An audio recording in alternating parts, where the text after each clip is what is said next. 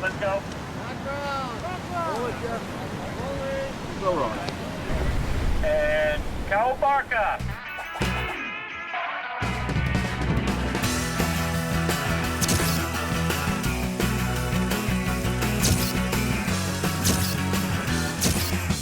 It's really an impromptu surf experience for both of them, and we just wanted to have a lot of fun with what would happen if you put a Great Dane out there with a surfboard and his owner, and I had no idea how hard it was going to be to actually film it. George is doing very well today.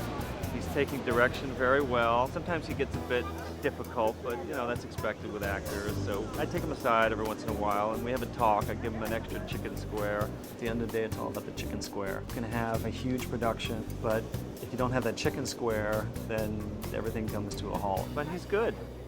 George and I have been surfing on weekends, and he's doing very well. We've got him a long board, teaching him all the moves, and I think he's gonna be ready, you know. George is gonna hang 20. Number one, make sure they like the water.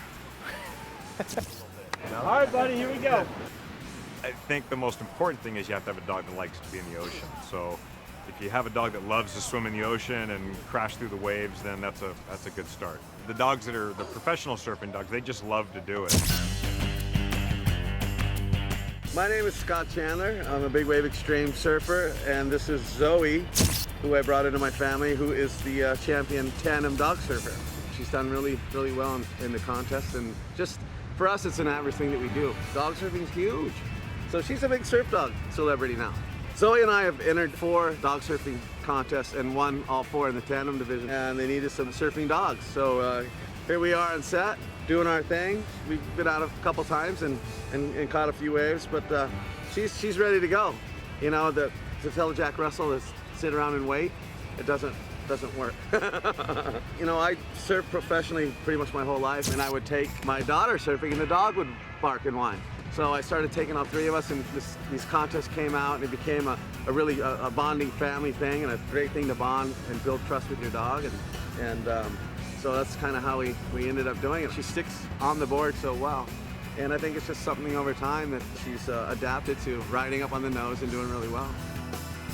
Number 2, if they don't like the water, really get them used to the water before you attempt anything.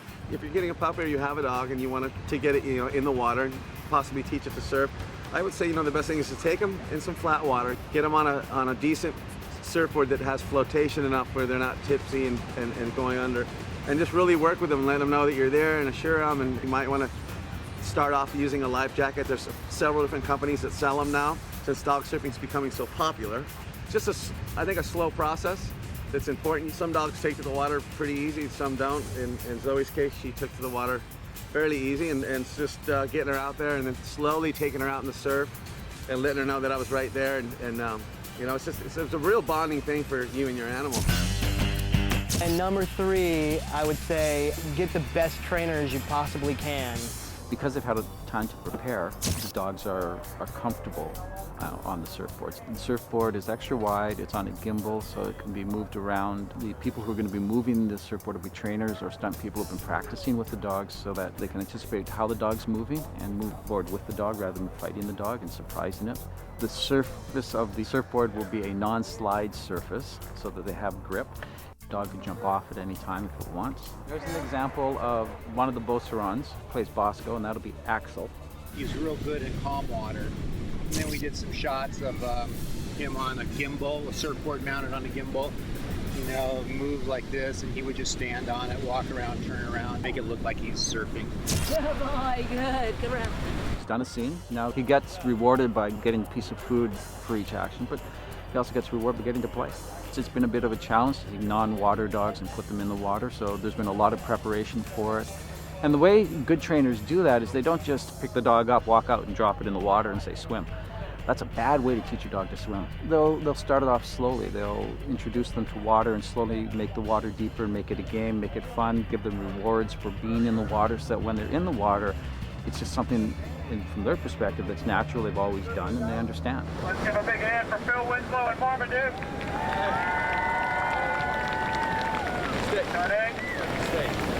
He's kind of like Jackie Chan. He does all his own stunts. He's doing a good job today. He keeps asking me when I'm going to go in the water. Going in. Get ready. It's about time.